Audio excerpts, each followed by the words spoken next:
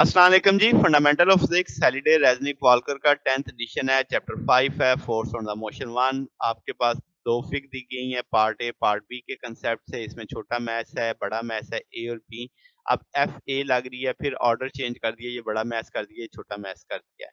अब वो कहता है कि जी एफ ए जो फोर्स है, पहले हमने ए ब्लॉक पे लगाई, जैसे दिखाया जा रहा है। ये अगेंस्ट द बी लगी, जिस पे इसने 20 न्यूटन लगाए। Directly horizontal to the right, right की जानिब है, ठीक है। अगले मामले में क्या है, सेम फोर्स एफ ए लगी, मगर अब वो किस पे लगी, ब्लॉक बी पे लगी। अब उसने ए को पुश किया, अब वो कितनी फोर्स लगा रही है, 10 न्यूटन की फोर्स लगा रही है, यानी एक तरह से ये 20 न्यूटन होगी तो उसका निस्फ हो गया।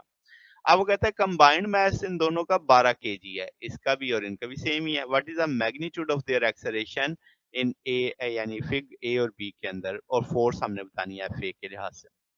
चलें जी, शुरू करते हैं। अब हम कहते हैं दोनों सिचुएशन में जो सेम अप्लाइड फोर्स है, सेम मास है, तो एक्सेलरेशन भी क्या होना चाहिए? सेम होना चाहिए। तो हम कह सकते हैं कि ये 10 न्यूटन की 20 न्यूटन की फोर्स है, यहाँ पे 10 न्यूटन की फोर्स है। तो आप कहेंगे कि ए सिचुएशन जो बन रही है, देयर एक्सेलरेशन जो ए फिग में होगा यहाँ पे, तो हम कहेंगे कि आपके पास बी की ट्वाइस है किसका? ए के मास का। यानी B has a twice the mass of A. अच्छा, अब उनका जो टोटल है वो 12 केजी है, तो इसका मतलब जो बी होगा वो 8 किलो और ए को 4 किलो होना चाहिए, तभी वो 8 और 4 12 बनेंगे, डबल वाला कांसेप्ट आ जाएगा।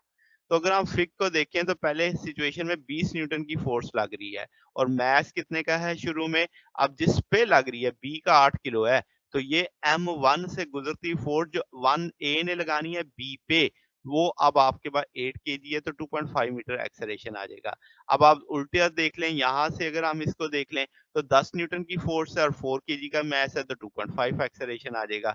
तो इसका अंदर दोनों सूरतों में एक्सेलरेशन तो क्या रहने वाला है, सेम रहने वाला है।